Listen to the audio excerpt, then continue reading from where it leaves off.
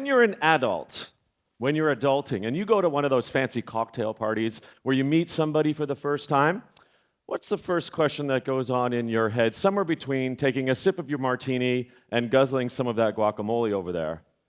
So, what do? It's a clumsy attempt at some small talk, a feel-good question that isn't about the weather, sports, or what's the latest meme on TikTok. However, underneath that veil of analyzing that individual's career choice or job title and whether they're deserving more public scrutiny, and of course, another sip of your delectable martini, another question pops up in your head that rarely ever gets asked. So, how old are you? Now, I know what you're thinking. I am not in my 20s or 30s. I'm obviously in my 80s because I'm wearing a Beatles suit on stage. But you see, age is becoming an issue in society, at that cocktail party, on this stage, and most importantly for today's talk, in the workplace. So I'd like to shine a light on what work gets wrong about age and tell a few stories. So I'm going to start with me. Now, when you get fired from a speaker's bureau, like I did, they don't send you a cake. They send you an email, and mine went something like this. Dear Dan, we love you. Our clients love you. You've been with us such a long time. You probably know where this is heading, right? Okay. So it continues. But the market is skewing differently. We're going to refresh the roster. Thanks for your service. Thanks for your service. Okay, so the translation is this. Dear Dan, you are no longer cool. You are no longer the it guy. You are no longer young. Now, this issue that's happening here with this email, I realized something. That age is actually becoming an issue, not just at that bureau, but everywhere. Ageism is rampant, whether you're young, middle-aged, or old. And what happens? When we retire or fire experience, when we send them out to the golf course, the cruise ships, or obviously the pickleball courts, and then we wonder, hey, where did all that wisdom go? Also, where's Judy from payroll? I mean, I haven't paid in 4 weeks. I don't know what's happening. Now, if this was just about my fragile speaker ego, then we can cast it aside. But it's not. There are other stories to share. So, for example, Seattle-based Maureen Wiley-Clough had been in high tech for about 2 decades. She's top talent, high performer. Basically, you'd say she's crushing it. Now, one day, she couldn't figure out how to insert a GIF into a Slack message. So she put her hand up in her company and said, hey, how do you do this? One of her colleagues answered as follows on Slack. Careful, the dinos are here. The dinos. In this case, the dinos weren't even 40. So Maureen had an epiphany. She started looking around. She's like, OMG. People my age and older are quietly thinning out. So what'd she do? She quit. Why? Well, she didn't want to hang around and be pushed out or called a dino. She didn't want to be in her 40s, pretending to be in her 20s, just to stay in the room. Now, this is not a midlife crisis issue of Maureen. This is a workplace operating system age issue that we have no idea that's happening, and it's becoming a problem. Now, I'm obviously not in my 20s or 30s. I'm happily in my 50s, but I'm also a dad. I'm a dad to 3 Gen Z kids, each of whom are pursuing higher education across this country of ours. Now, my kids, who I affectionately called the goats, are obviously at the other end of the age spectrum from me. And like many of you, they're just getting going in their lives, their work, and trying to figure out at times what's the most appropriate emoji to put into an email to their boss. Now, I have good news and bad news to report for young people. First of all, the good news. You're probably going to live well into your 90s or 100s. So advances in healthcare technology, medication, obviously living healthier lifestyles, is sending your age of longevity through the roof. So woohoo for living a longer life. But there's tons of bad news, sadly. So just as an example, 50% of young people between the ages of 18 and 24 are spending more than 50% of their after-tax paychecks on rent. Now, what about owning a home? Well, it gets worse, actually. So if you want to just save up for the down payment and you happen to live in Toronto, Canada, the average time it takes to save up for that down payment is 15 years. So it's no wonder that right around the world, home ownership rates with the young is plummeting. In fact, young people are delaying having families or not having them at all. Why? Because it's just too expensive. What are they having instead? Dogs. So yay for dog owners. Now, this is all related, this demographic disruption. In Canada, the fertility rate, which is a fancy way to say the number of babies born per woman, sits at 1.25. Now, the OECD, fun fact, suggests that the replacement rate, that is the number of babies needed to keep our population at the same level without immigration, is 2.1. So, Canada, 1.25. United States, 1.6. United Kingdom, 1.4. Spain, 1.2. Now, I live in British Columbia, and that province's fertility rate is 1.0. The best of the not very good, maybe, is South Korea. That's 0.75. So for the math freaks, that's 75 babies born per 100 women. So this is the new world we are inheriting. Now, my wife and I, Denise, had those 3 goats, the 3 kids, which is above the replacement rate. You're welcome. But I will bet you my Michael Jordan rookie card that between our 3 goats, the 3 kids, Denise and I will probably only have 2 grandchildren. Now, we're not upset, we're not mad. That's life, and that's part of demographic change. So where are we? People are living longer, woo! But it costs way more to live, so boo. People want to work longer, yay! But it's costing way more to save up for retirement, so boo. So when you put this all together, it means that we're going to live longer and we're going to work longer, but are our organizations even prepared for any of this? So spoiler alert, no. Now, let's go somewhere else in this world, kind of get another sense of what's happening. I'm in the back of a taxi cab in Tokyo, Japan. My driver, debonair, suave, handsome. I mean, he is the meal deal of taxi cab. But he's got these wrinkles. So he's clearly older than me. And he's got great posture too, and he's driving a cab, way better than me. So I get to know this guy. His name is Haruki. He's 74 years old, driving me from the Tokyo train station to my hotel. But it turns out he wasn't always driving this taxi. He was an engineer for 35 years. And then Japan forced him to retire at 60. So what happens then? He sits around for a few years, he's like, gotta work.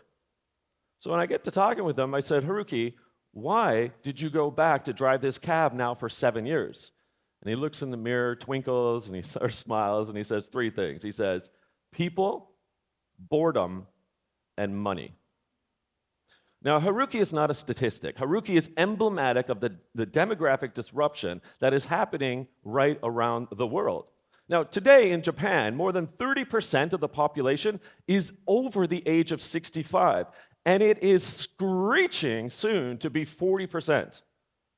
In 1950, there were only 100 people in Japan who were over the age of 100. This year, there will be more than 100,000 people over the age of 100. Now, if you really want to blow your socks off, to put it into perspective, in Japan, adult diapers outsell baby diapers.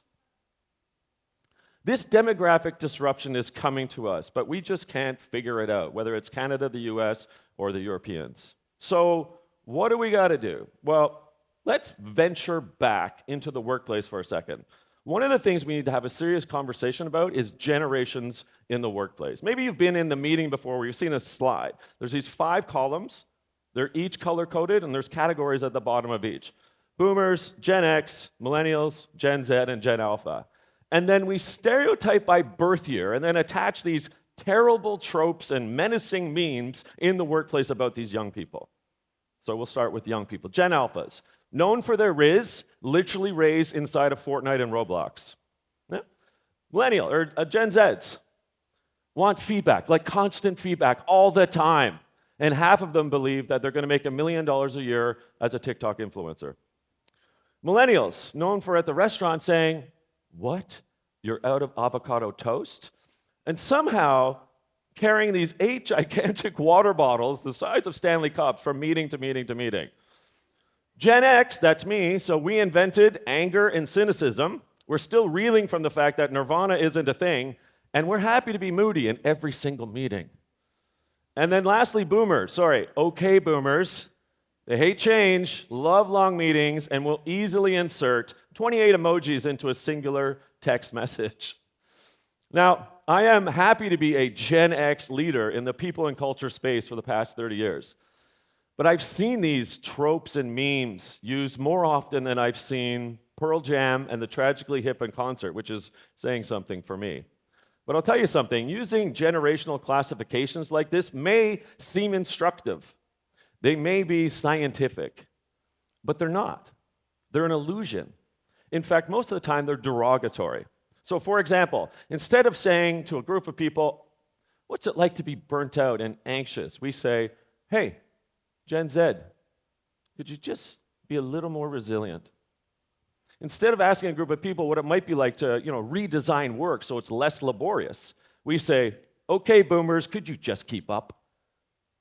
Instead of asking a group of people what it's like to feel financially strapped with cost of ownership, et cetera, being so high, we say, millennials, you're just not working hard enough. So, where does that leave us? In this era of demographic disruption, where society is aging so high, where birth rates are plummeting, where young people are feeling financially strapped, where ageism is rampant. And don't get me started in mid-management, who have to deal with aging parents and young kids. My very serious question for everyone today is this: is our plan just to wing it? What are we doing in our organizations about this unbelievable inevitability of this demographic disruption?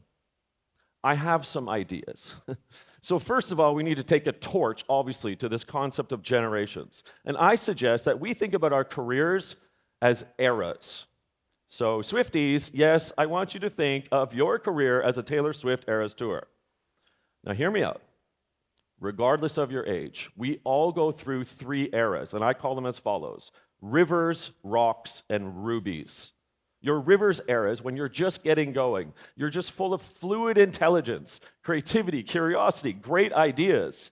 Your river will inevitably overflow many times, but that's okay because you're still learning.